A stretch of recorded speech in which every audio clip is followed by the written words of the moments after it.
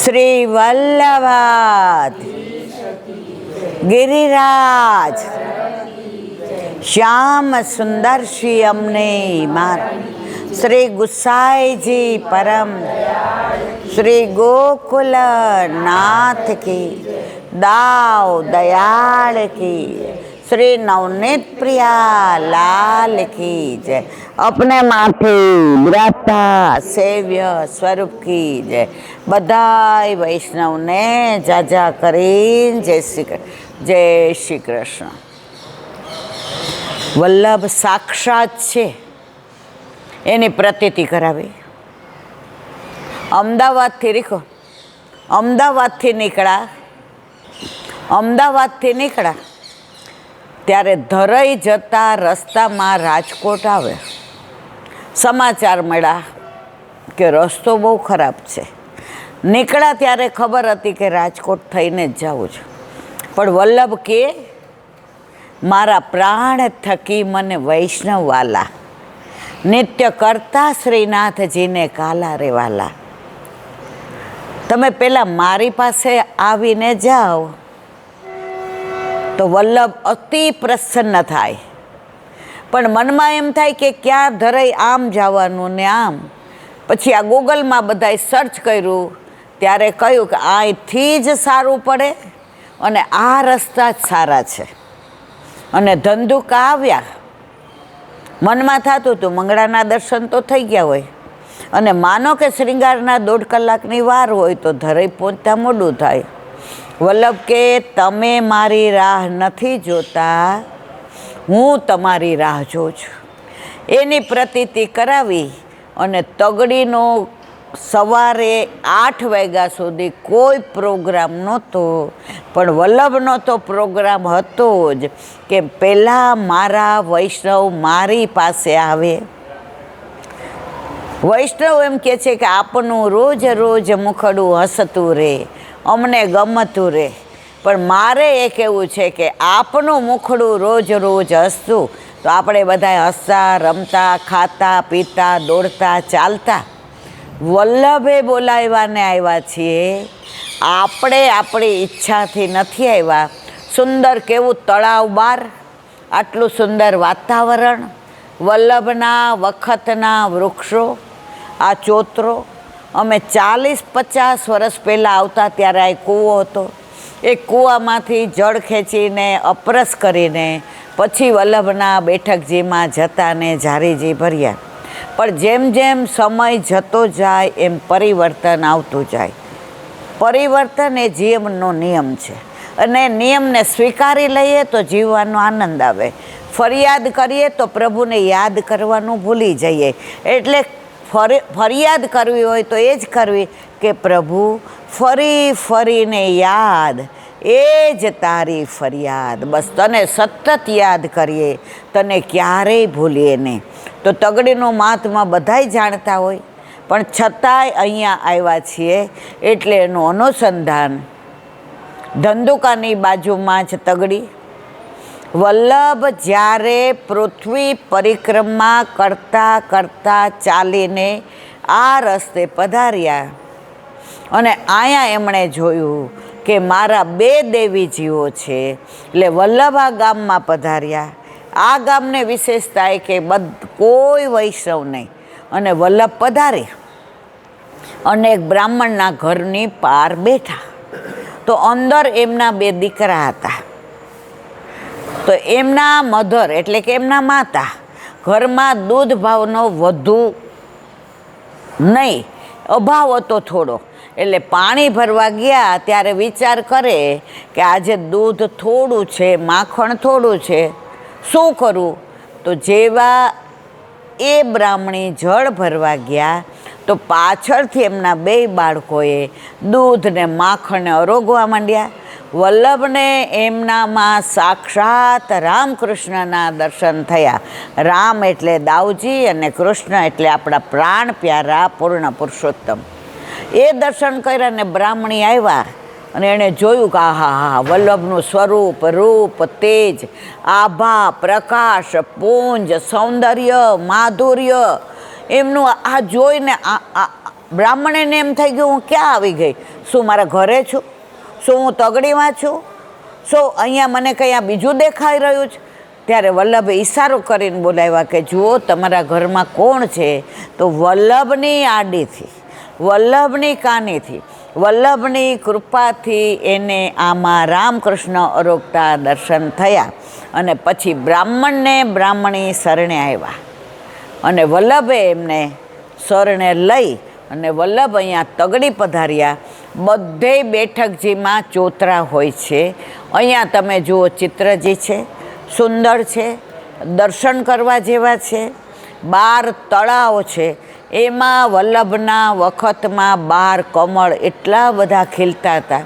અને વલ્લભે અહીંયા પારાયણ કર્યું અને જે દેવી જીવો હતા એને શરણે લીધા. અને રસ્તે જતાં ધંધુકા શ્યામલાલનું મંદિર છે, ત્યાં પણ પુષ્ટિમાર્ગીય રીતે સેવા થાય છે. એમના 2 સામનેજી છે. અંગ્રેજોના વખતમાં એ દરજીને ત્યાં હતા.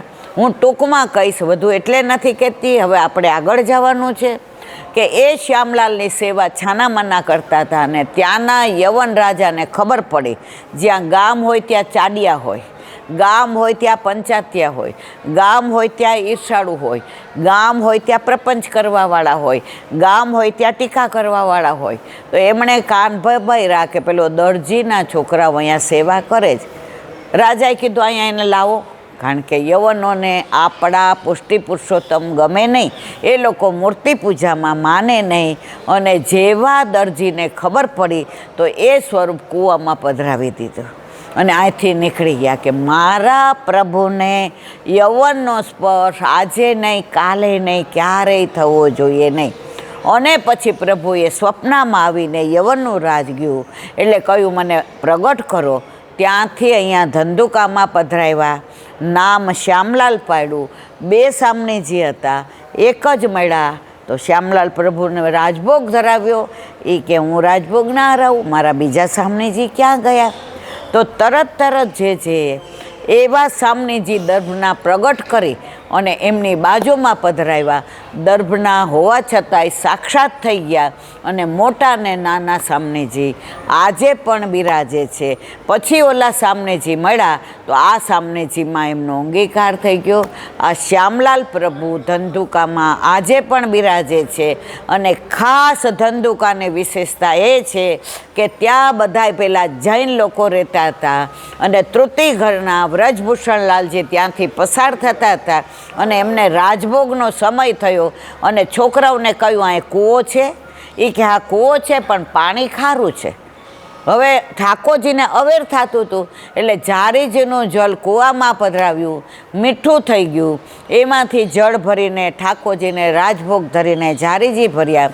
છોકરાઓએ ગામમાં જઈને કહ્યું આટલા બધા કૂવા ખારા ખારા છે પણ આ મોટા મોટા ભગવાન પધાર્યા છે ને એ ભગવાને એવું જાદુ કર્યું કે કૂવાનું પાણી તાજું અને મીઠું થઈ ગયું.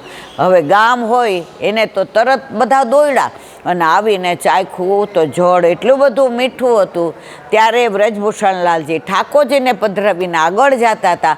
બધાએ ચરણ પકડી લીધા, ના હવે અમે આપને જવા દેશું નહીં. આપના ચરણ શરણ થકી ધંધુકા ગામમાં આટલા વર્ષોથી પાણી ખારું હતું. કેટલા પ્રયત્નો કર્યા, કેટલી જગ્યાએ કૂવા ખોદ્યા પણ ક્યાંય મીઠું પાણી મળ્યું નહીં. તો હવે અમારા ઉપર કૃપા કરીને અમને શરણે લ્યો. અને આખું ગામ શરણે આવ્યું અને બધાય વૈષ્ણવ બન્યા. તો ધંધુકામાં આજે લગભગ બધા વૈષ્ણવ છે અને શ્યામલાલની સેવા બહુ જ પ્રસન્નતાથી થાય છે. મંદિર પણ જોવા જેવું છે. ઠાકોરજીના દર્શન કરીને આપણું હૃદય હિલોળે ચડે. સામનેજી છે, સેવા પ્રકાર પણ પુષ્ટિ પ્રકારે ચાલે જ. અને અહીંયા તગડી, 1 મિનિટ, જો બધું આમાં તો તગડીના બેઠકજીની સુંદરતા, અહીંયાની સેવાની વ્યવસ્થા, તળાવનું પાણી, અહીંયા જે પ્રભુ બિરાજે છે એના ઘણા વૈષ્ણવોને જે મનની અંદર સાનુભાવ થયા છે, જે ઘણીવાર મારી સાથે શેર કરે પણ પ્રગટ કરે રસ જાય એટલે એનું અનુસંધાન નથી કરતી. અહીંયા બાજુમાં બરવાળા ઘેલાશા છે, જે મારું જન્મસ્થાન છે. ત્યાંથી ઘણા વૈષ્ણવો આવી અને પોતાના સાનુભવની વાત કરે કે ચાલીને આવવાનું નક્કી કરીએ, પગમાં ફોલ્લા પડ્યા હોય અને એમ થાય કે નહીં જવાય, પણ ખાલી વલ્લભને યાદ કરીને સર્વોત્તમ સ્તોત્ર કરીને ગામમાંથી નીકળીએ અને વલ્લભ હાથ પકડીને અહીંયા સુધી લઈ આવે. ક્યારે બેઠકજી આવી જાય ખબર પડતી નથી. આવા તો અનેક અનુભવ બધાને થાય છે. જો પે શ્રી વલ્લભ પ્રગટ ન હોતે, વસુધા રહેતી સુની નાતર, વસુધા રહેતી સુની, લીલા હોતી જૂની નાતર, લીલા હોતી જૂની.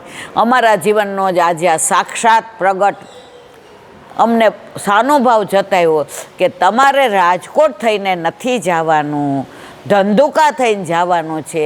અને તગડીમાં બીજા બધા તો તમારથી રાહ જોતા હશે, પરંતુ હું તમારી રાહ તમને પ્રેમ કરું છું.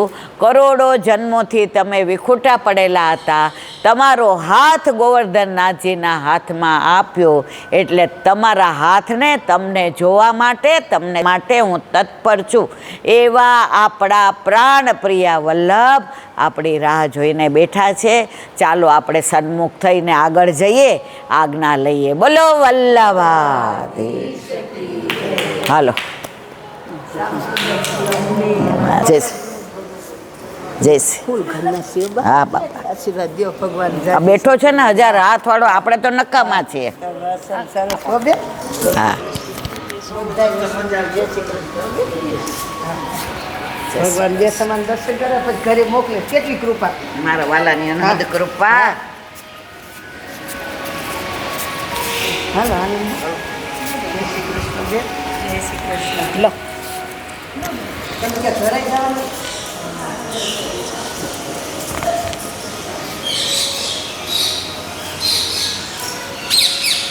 આ